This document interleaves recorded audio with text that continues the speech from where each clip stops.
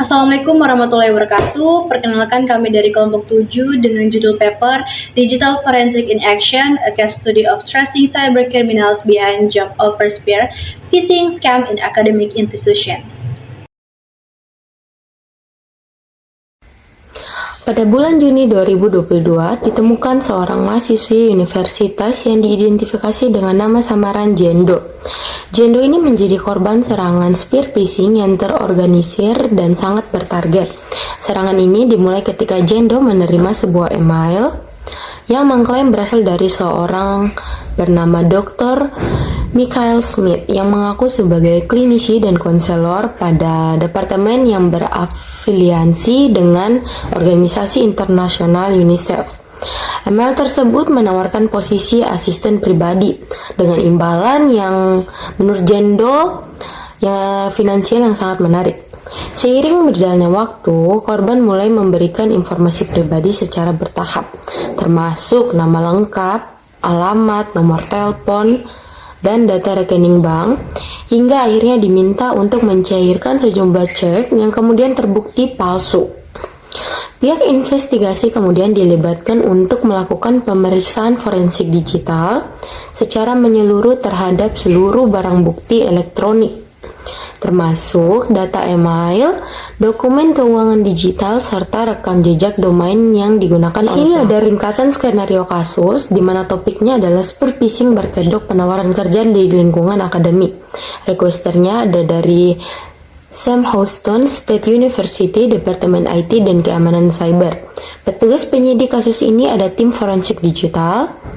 Objek penyidikannya tidak bukan adalah Dr. Michael Smith alias pelaku dan Jendo yang dikategorikan sebagai korban.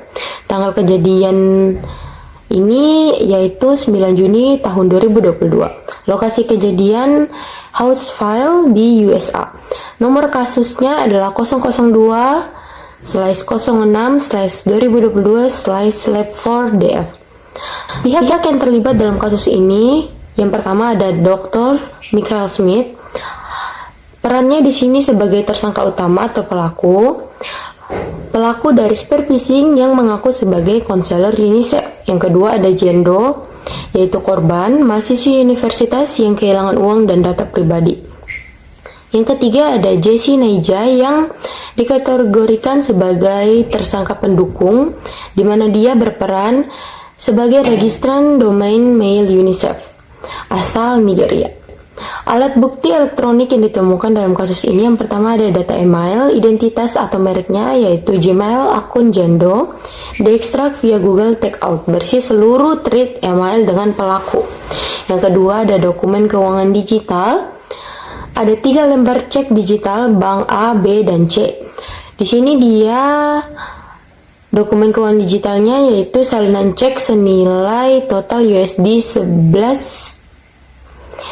11,263,18 yang terbukti palsu.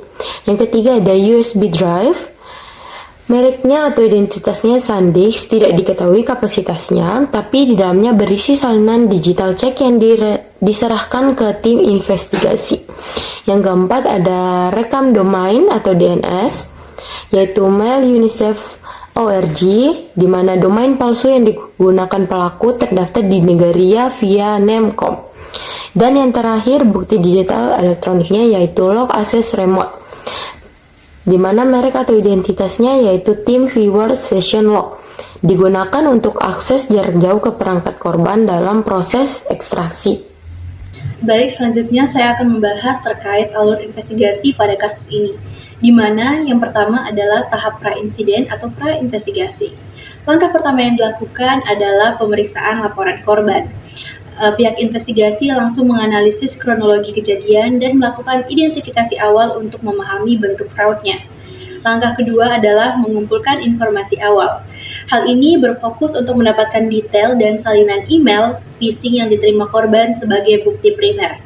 Langkah ketiga adalah menetapkan ruang lingkup dan garis waktu, di mana pihak investigasi membatasi fokus investigasi pada rentang waktu spesifik pada sistem Gmail milik korban. Dan langkah yang keempat adalah penyusunan strategi forensik. Pada tahap ini, pihak investigator menentukan tools utama seperti OS forensik untuk analisis dan Google Takeout untuk akuisisi, serta merencanakan metode-metode pengambilannya. Baik, selanjutnya adalah tahap kedua, yaitu tahap investigasi dan akuisisi data, di mana tahap ini berfokus pada pengambilan data yang autentik dan valid. Proses ini juga bisa disebut sebagai jantung dari pengambilan data. Proses akuisisi dilakukan secara live dan aman, yang mencakup 3 data utama. Data pertama adalah data email dalam format .nbox dari semua korespondensi Zendo yang diunduh secara resmi menggunakan Google Takeout. Data kedua adalah bukti fisik, di mana pihak investigator mengamankan pihak tersegel yang dikirim via USPS berisi flash disk dan cek fisik palsu. Dan data ketiga adalah data pendukung, yaitu salinan digital dari slip gaji yang diduga kuat telah dipalsukan. Setelah semua bukti terkumpul, langkah paling penting adalah verifikasi integritas data atau memeriksa keaslian data tersebut, di mana pihak investigator tidak bisa sembarang menggunakannya. Mereka membuat nilai hash MD5, SH1, dan SHA256 menggunakan tool CertUtil untuk menjamin bahwa bukti tersebut autentik dan tidak pernah berubah sejak diambil pertama kalinya. Baik, kita masuk ke tahap ketiga, yaitu pasca insiden. Pada tahap ini dilakukan analisis dan pelaporan. Terdapat 3 langkah utama di dalamnya. Langkah pertama adalah analisis email phishing, di mana tim investigator berhasil mengidentifikasi email tersebut menggunakan domain yang palsu, mirip dengan mail unicef.org, dan didesain dengan teknik rekayasa sosial yang canggih. Langkah kedua adalah pelacakan domain. Setelah hasil analisis teknis dari tim investigasi sebelumnya, tim berhasil melacak bahwa domain tersebut didaftar dengan entitas Jesse Naija dari Nigeria. Dan yang ketiga adalah sebagai penutup, tim menyusun sebuah laporan hasil forensik yang komprehensif, di mana laporan ini tidak hanya memaparkan temuan teknis seperti bukti-bukti, tetapi juga memberikan rekomendasi mitigasi seperti penerapan multi-factor authentication atau MFA, pemasangan banner tentang peringatan keamanan, serta pemberian pelatihan teknis keamanan bagi pengguna. Baik, selanjutnya saya akan membahas terkait barang-barang bukti apa saja yang didapatkan dari hasil investigasi pada kasus ini, di mana barang bukti pertama dilabeli dengan BB01 dengan nomor segel SGL 2022-001. File ini merupakan data email Zendo dalam format .nbox yang berhasil diekstraksi menggunakan Google Takeout. Ukuran file ini kurang lebih 5,31 GB yang dibagi menjadi 2 paket atau terbagi menjadi 2 paket. Part 1 sebesar 5,31 GB dan part 2 kurang lebih atau kurang dari 1 MB. File ini ditemukan dengan kondisi utuh dan tidak ada indikasi tampering, di mana hash value sebelum dan sesudah analisis itu identik dan dikonfirmasi menggunakan CertUtil. Lokasi ditemukan file ini adalah di dalam akun Gmail korban yang diakses secara remote dari jarak jauh melalui sesi terinskripsi menggunakan TeamViewer. Baik, selanjutnya adalah barang bukti kedua dengan label BB002 dengan nomor segel SGL 2022-002, di mana barang bukti tersebut merupakan 3 lembar salinan digital check dari Bank A, Bank B, dan Bank C dengan total nilai 11.263,18 US dollar. Kemudian format digital dari barang bukti tersebut merupakan file dalam bentuk gambar hasil scan, dan ditemukan terdapat anomali forensik berupa nomor teller yang berurutan secara menurun dan bank penerbit yang berbeda-beda lokasi, di mana hal ini mengindikasikan fabrikasi dokumen secara terkoordinasi. Kemudian barang bukti ini teridentifikasi palsu berdasarkan analisis forensik, di mana ditemukan inkonsistensi pada nomor teller. Kemudian barang bukti ini ditemukan sebagai lampiran dalam arsip email .mbox tadi, di mana USB drive fisik juga diserahkan ke laboratorium forensik. Selanjutnya kita akan membahas terkait barang bukti ketiga dengan label BB03 dan nomor segel SGL 2022-003, di mana barang bukti ini merupakan data rekam domain mailunicef.org dengan tanggal registrasi domain 23 Oktober 2021, tanggal kadaluarsa 23 Oktober 2022, tanggal pembaruan terakhir 23 Desember 2021, serta IP address 199.188.201.137. Barang bukti ini terverifikasi sebagai domain palsu yang meniru identitas UNICEF, di mana domain terbukti tidak berafiliasi dengan organisasi UNICEF resmi dan sengaja dibuat menyerupai domain legitimate untuk menipu korban. Bukti ini didapatkan di wush.com dan DNS Lookup. Kemudian barang bukti terakhir dilabeli dengan BB04 dengan nomor segel SGL 2022-004. Barang bukti tersebut merupakan USB dengan merek Drive SanDisk dan media penyimpanan berupa USB flash drive.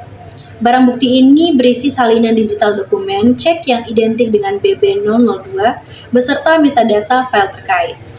Barang bukti ini ditemukan normal secara fisik, tidak ada tanda-tanda kerusakan ataupun tempering pada media penyimpanannya. Barang bukti ini ditemukan dan diserahkan oleh korban, diterima dalam kemasan USPS tersegel di laboratorium forensik. Baik, saya Lirata Aurelia. Di sini saya akan menjelaskan prosedur pemeriksaan.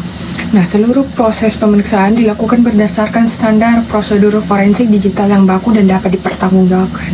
Nah, berikut adalah prosedur yang diterapkan pada masing-masing kategori barang bukti. Nah, di sini kita lanjut pada pertama, yaitu prosedur pemeriksaan email dan perangkat korban. Yang sini pertama, tim investigasi melakukan initial assessment untuk menentukan timeline dan cakupan insiden phishing, termasuk platform email yang digunakan oleh korban. Yang kedua, di sini header email dipreservasi terlebih dahulu karena mengandung informasi kritis seperti API address pengirim, email server yang digunakan, dan detail pengirim asli. Yang ketiga, di sini seluruh email beserta lampiran dan tautan tertanam diamankan secara penuh sebelum dilakukan analisis lebih lanjut. Nah, yang keempat ini ada akses jarak jauh ke perangkat korban dilakukan melalui tim viewer untuk ekstraksi data secara real time tanpa manipulasi bukti. Nah, yang kelima ini data email korban diekstraksi dari akun Gmail menggunakan Google Takeout dalam format mbox, mencakup seluruh tirip korespondensi dengan pelaku beserta metadatanya.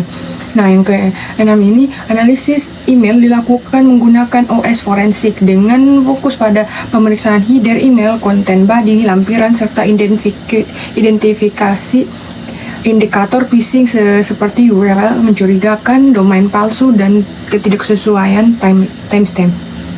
Nah, yang ketujuh, hash value file email dihitung menggunakan Microsoft Serve Util dengan algoritma MD5, SHA-1 dan SHA-256 untuk memastikan integritas barang bukti. Nah, yang terakhir itu seluruh temuan didokumentasikan beserta screenshot yang menyertakan timestamp. Nah, prosedur yang kedua yaitu prosedur pemeriksaan dokumen keuangan digital. Nah, di sini yang pertama itu USB drive yang berisi salinan digital digital check diterima dalam kondisi tersegel dan dibuka di lingkungan terkontrol sesuai protokol chain of custody. Nah, yang kedua, forensic imaging dilakukan terhadap USB drive menggunakan hard drive yang telah di-wipe secara forensik. Nah, yang kedua itu ada hash value dari image forensik diverifikasi silang dan dengan hash original untuk mengkonfirmasi akurasi salinan. Yang keempat itu dokumen cek diperiksa secara mendetail untuk mengidentifikasi anomali seperti nomor teller yang berurutan, nama bank penerbit yang berbeda-beda, dan inkonsistensi desain dokumen. Nah, yang terakhir itu ada metadata file diperiksa menggunakan OS forensik untuk mengidentifikasi informasi pembuatan dan memodifikasi dokumen.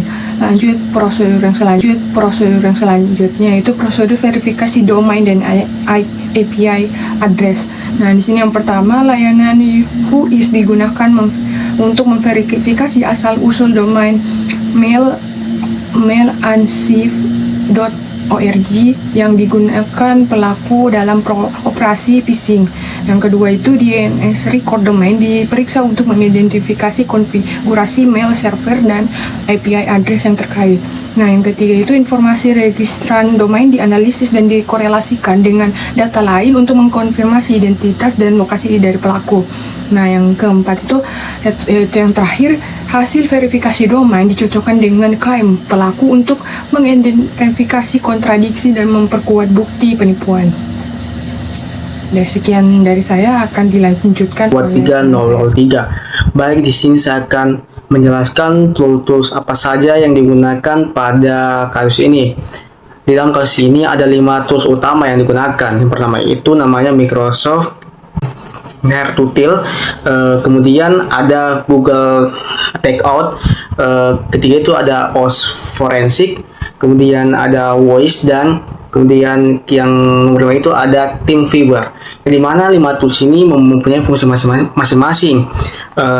Untuk Microsoft Heartutil itu digunakan untuk mengubah file barang buktinya itu, sehingga file barang buktinya bisa menghasilkan hash. Apabila hashnya ada diubah, dia itu ditahu apabila ada orang yang memanipulasi barang bukti. Dan di dalam tools ini bisa diubah hashnya itu menjadi format MD5, kemudian ada juga HA256. Kemudian tools nomor 2 itu namanya Google Takeout, di mana Google Takeout ini fungsinya yaitu untuk mengunduh log email.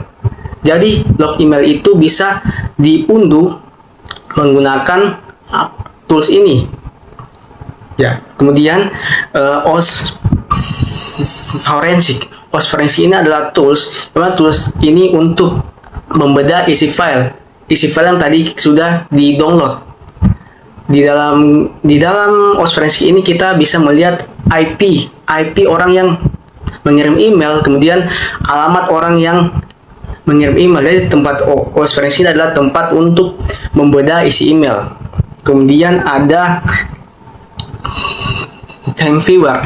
TeamViewer ini yaitu digunakan untuk meremote laptop, sehingga investigasi bisa mengambil barang bukti menggunakan aplikasi ini, sehingga bisa diremote dari jarak jauh. Kemudian yang nomor 5 itu ada Whois. Whois ini digunakan untuk mengambil informasi dari email. Nanti ada informasi-informasi seperti alamatnya juga ada di sini yang dimasukkan di dalam tools ini, yaitu alamat emailnya. Saat kita memasukkan alamat emailnya, dia langsung memunculkan informasi email yang dimasukkan, seperti informasi alamatnya, informasi IP-nya, semua bisa di Whois ini. Jadi kemudian saya akan lanjutkan untuk mendemonstrasikan 5 tools ini. Teman-teman nanti bisa lihat. Baik, di sini saya akan mendemonstrasikan 5 tools yang sudah saya sebutkan tadi. Pertama itu Microsoft Heartutil, di mana tools ini sudah ada di laptop kita. Jadi kita langsung masuk saja ke command prompt.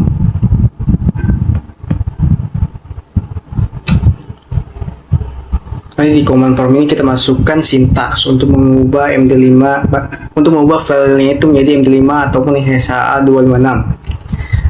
Sini kita masuk ke tempat penyimpanan file barang bukti. Kita masuk ke bagian sini. adalah tempat barang buktinya.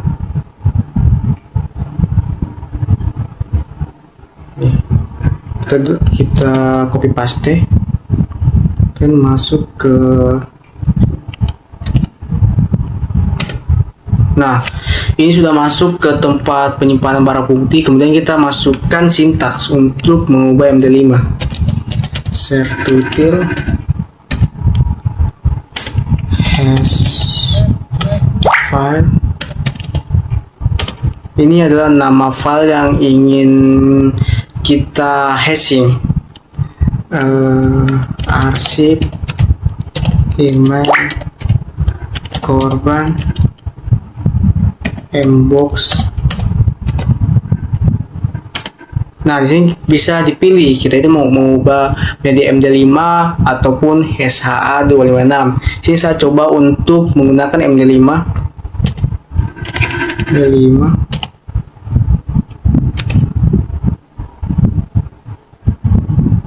Nah, ini hasilnya untuk hash dari MD5. Nah, di mana apabila barang buktinya ada diubah ataupun dimanipulasi, otomatis nilai hashing ini akan berubah.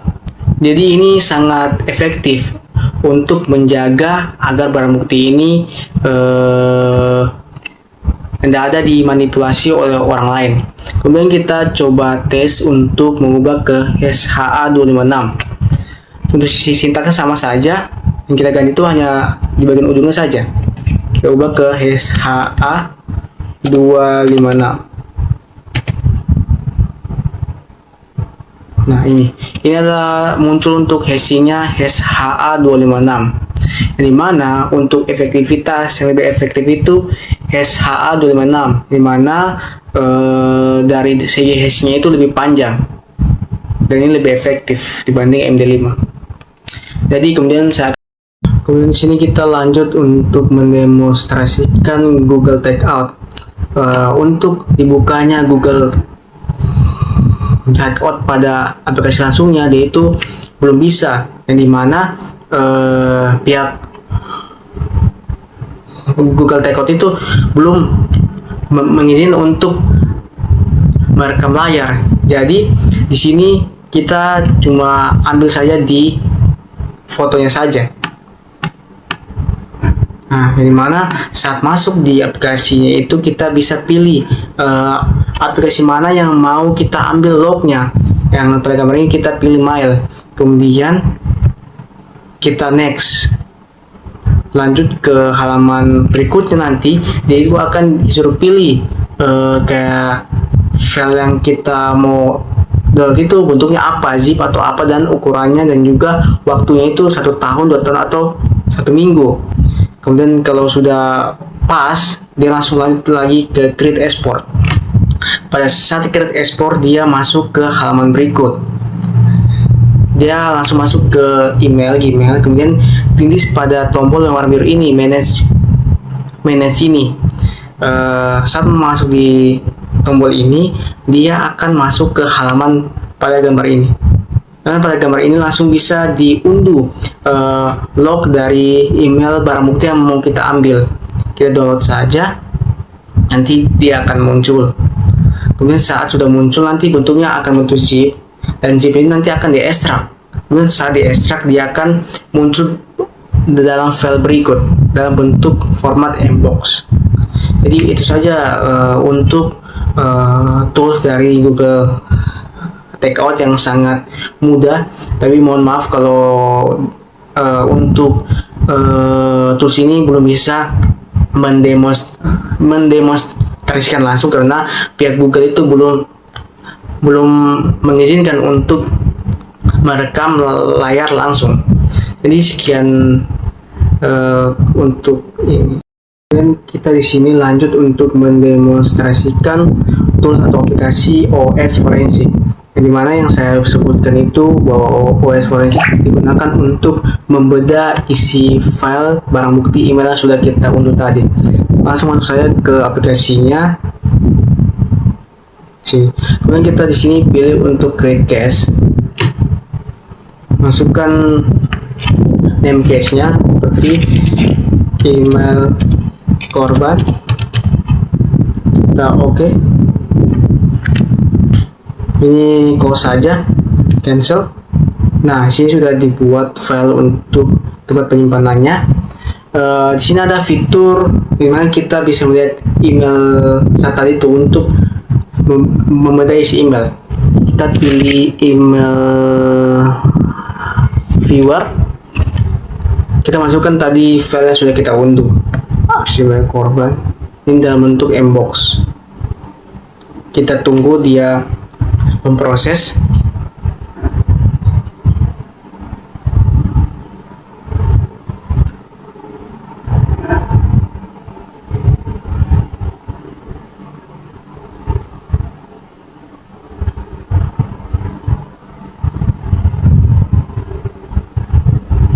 Jadi prosesnya itu agak lama, jadi kita tunggu saja. Nah, ini sudah.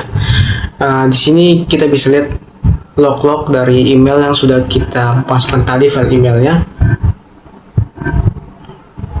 Kita coba pilih satu email. Kita pilih yaitu Adidas. Nah, di mana di email ini kita bisa lihat log-lognya dari siapa yang kirim email, siapa yang dapat email, kemudian ada waktunya, ada jamnya, kemudian ada file email yang dikirimkan pada penerima. Sini ada dua fitur yang sangat spesifik, dimana ada fitur untuk melihat IP dan fitur untuk melihat alamat orang yang mengirim email. Fitur untuk melihat IP itu kita bisa di sini, headers.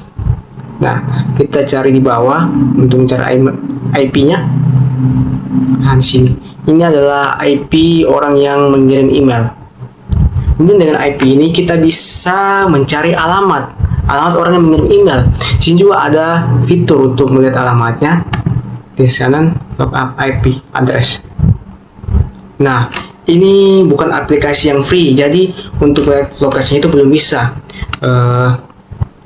Untuk saat awal kita masuk di aplikasi ini bisa untuk melihat alamatnya, tapi kalau kita login lagi sudah tidak bisa melihat alamatnya karena aplikasi ini bukan aplikasi free. Jadi untuk alamatnya itu bisa kita lihat di sini yang sudah saya ambil lalu. Kita scroll ke bawah. Nah, ini nanti bentuk alamatnya itu bentuknya akan kayak di gambar ini. Dia akan memunculkan alamat lokasi orang yang mengirim email. Di sini lokasinya itu di Wien. Wien itu adalah di Eropa, lebih spesifiknya di Austria. Jadi itu saja untuk tools OS forensik ini, dari mana tools ini sangat penting dan dapat membantu kita mendapat IP dan alamat orang yang mengirim email. Kita lanjut. Nah, di sini lanjut untuk mendemonstrasikan tools voice. Karena tools voice ini kita bisa memasukkan alamat email ataupun IP yang mau kita lihat alamatnya, alamat spesifik orang yang mengirim kita email. Kita sudah masuk ke OS tadi, forensik, kita ambil IP-nya, kemudian kita masukkan ke voice tadi. Kita copy, kemudian kita masuk ke web voice. Nah, sehingga masukkan IP-nya. Tidak bisa, kita ulang lagi, copy paste.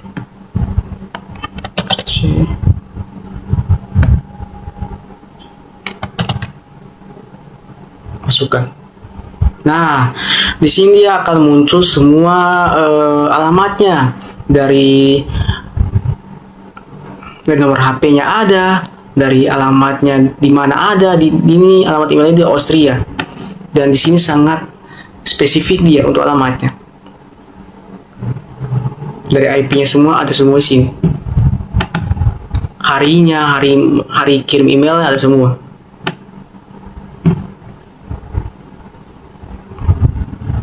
Bisa dilihat juga kayaknya. Jadi selain tadi tools tadi, kita bisa menggunakan voice ini sebagai untuk melihat alamat spesifik orang mengirim kita email. Jadi itu saja untuk tools ini. Kemudian kita lanjut ke TeamViewer. Jadi ini TeamViewer yang sudah saya install. Dimana TeamViewer tadi ini yang sudah saya bilangkan bahwa TeamViewer ini digunakan untuk meremote laptop yang berisi barang bukti. Yang dimana laptop yang berisi barang bukti itu dimasukkan ID kita ini. Dan dimana nanti laptop barang bukti itu bisa dilihat di laptop kita untuk mengambil barang bukti, sehingga barang bukti di laptop yang berisi barang bukti itu lebih aman dan bisa dijaga. Jadi sekian untuk presentasi dan demonstrasi 5 tools yang kami pakai pada kasus ini. Terima kasih. Selanjutnya akan dilanjutkan oleh teman saya. Selanjutnya saya akan menjelaskan hasil pemeriksaan forensik digital yang telah dilakukan terhadap seluruh barang bukti pada kasus spear phishing ini. Pertama, dilakukan verifikasi integritas terhadap seluruh barang bukti digital menggunakan metode hash MD5. Hasil pemeriksaan menunjukkan bahwa nilai hash pada saat akuisisi dan saat verifikasi memiliki nilai yang identik untuk seluruh barang bukti. Hal ini membuktikan bahwa tidak terjadi perubahan manipulasi ataupun kerusakan data selama proses investigasi berlangsung. Dengan demikian, seluruh barang bukti dinyatakan valid dan dapat digunakan dalam proses analisis forensik. Kemudian ada temuan pada email korban. Pada barang bukti BB01 berupa data email Gmail milik korban Jane Doe, ditemukan pola komunikasi yang menunjukkan karakteristik serangan spear phishing. Berdasarkan analisis, pelaku yang mengaku bernama Dr. Michael Smith mulai menghubungi korban pada tanggal 9 Juli 2022 dengan menawarkan pekerjaan sebagai asisten pribadi yang mengatasnamakan UNICEF. Setelah korban menunjukkan ketertarikan pelaku secara bertahap, meminta informasi pribadi seperti nama lengkap, alamat, nomor telepon, hingga informasi rekening bank. Beberapa hari kemudian, pelaku mengirimkan cek digital dan meminta korban untuk mencairkannya. Dari hasil analisis, header email menggunakan OS forensik ditemukan bahwa email tidak berasal dari domain resmi UNICEF. Email tersebut menggunakan domain mailunicef.org yang sengaja dibuat menyerupai domain resmi UNICEF.org. Selain itu, ditemukan perbedaan antara alamat pengirim yang ditampilkan kepada korban dengan alamat sumber yang sebenarnya yang tercatat pada header email. Temuan ini mengidentifikasikan adanya teknik domain spoofing yang digunakan untuk menipu korban agar percaya bahwa email tersebut berasal dari organisasi resmi. Kemudian ada temuan pada dokumen keuangan palsu. Pada barang bukti BB02 berupa 3 lembar cek digital ditemukan beberapa kejanggalan yang menunjukkan bahwa dokumen tersebut merupakan dokumen palsu. Cek pertama berasal dari Bank A dengan nilai $4.480,12 Amerika Serikat. Cek kedua berasal dari Bank B dengan nilai $3.920 dan cek ketiga berasal dari Bank C dengan nilai $2.862. Total nilai seluruh cek mencapai $11.263 Amerika Serikat. Hasil pemeriksaan menunjukkan bahwa ketiga cek tersebut memiliki nomor teller yang berurutan, yaitu 001, 002, dan 003. Meskipun berasal dari bank yang berbeda, kondisi ini sangat tidak lazim pada dokumen keuangan asli dan menjadi indikasi kuat adanya fabrikasi dokumen. Selain itu, desain dokumen pada masing-masing cek tidak sesuai dengan format resmi bank penerbitnya. Berdasarkan penemuan tersebut, ketiga cek dinyatakan sebagai dokumen palsu yang dibuat secara sengaja untuk mendukung aksi penipuan. Dan yang ketiga, ada temuan pada domain dan IP address. Pada barang bukti BB03 dilakukan verifikasi terhadap domain mail UNICEF.org menggunakan layanan Whois dan analisis DNS. Hasil investigasi menunjukkan bahwa domain tersebut terdaftar pada tanggal 23 Oktober 2021, jauh sebelum korban dihubungi oleh pelaku. Domain tersebut terdaftar atas nama Jesse Naija yang berlokasi di Efurun, Delta State, Nigeria. Temuan ini bertentangan dengan klaim pelaku yang berasal dari Australia. Selain itu, domain menggunakan layanan hosting murah dan alamat IP-nya 199.188.201.137 yang tidak memiliki hubungan dengan infrastruktur resmi UNICEF. Analisis DNS juga menunjukkan bahwa mail server yang digunakan bukan merupakan server korporat resmi, melainkan menggunakan infrastruktur pihak ketiga. Seluruh temuan ini mengonfirmasi bahwa domain tersebut khusus untuk mendukung operasi phishing dan menyamar sebagai organisasi internasional yang sah. Hasil kesimpulan pemeriksaan berdasarkan seluruh hasil pemeriksaan dapat disimpulkan bahwa pelaku menjalankan serangan spear phishing secara terencana dan memanfaatkan identitas palsu dan domain tiruan yang menyerupai UNICEF. Pelaku berhasil memperoleh informasi pribadi korban melalui komunikasi yang dibangun secara bertahap. Kemudian, menggunakan dokumen keuangan palsu untuk melakukan penipuan. Bukti digital yang ditemukan menunjukkan adanya aktivitas penipuan siber lintas negara yang dilakukan secara terorganisir. Sekian penjelasan saya mengenai hasil pemeriksaan forensik digital pada kasus ini. Terima kasih. Kesimpulan dari kasus Jendo ini yaitu berdasarkan proses analisis forensik digital yang telah dilakukan secara menyeluruh terhadap seluruh barang bukti elektronik, tim investigasi menyimpulkan hal-hal berikut.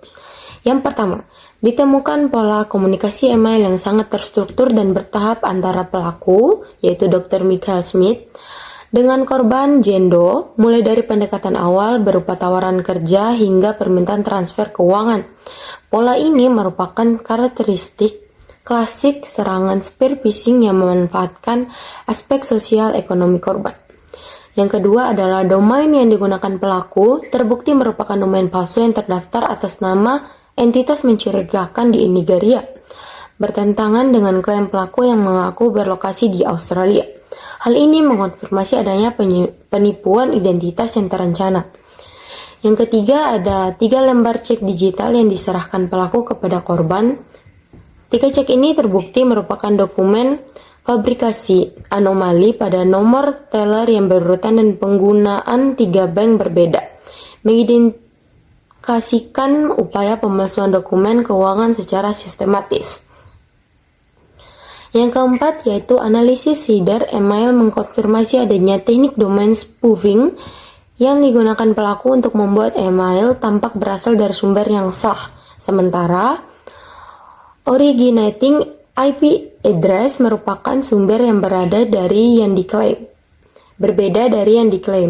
Yang kelima yaitu korban mengalami kerugian finansial langsung akibat mencairkan cek palsu, menggunakan dananya sendiri untuk menutupi selisih yang terjadi setelah cek ditolak. Yang keenam adalah seluruh nilai hash MD5 dan SHA-256 dari bukti digital yang diakuisisi terverifikasi identik antara saat akuisisi dan verifikasi, membuktikan bahwa integritas data terjaga penuh sepanjang proses pemeriksaan. Dan yang terakhir yaitu berdasarkan seluruh temuan digital di atas, atau yang tadi, bukti-bukti yang diperoleh secara forensik mendukung dugaan tindak pidana penipuan cyber melalui teknik spear phishing, pemalsuan dokumen keuangan, dan pencurian identitas yang dilakukan oleh pelaku secara terorganisir lintas negara.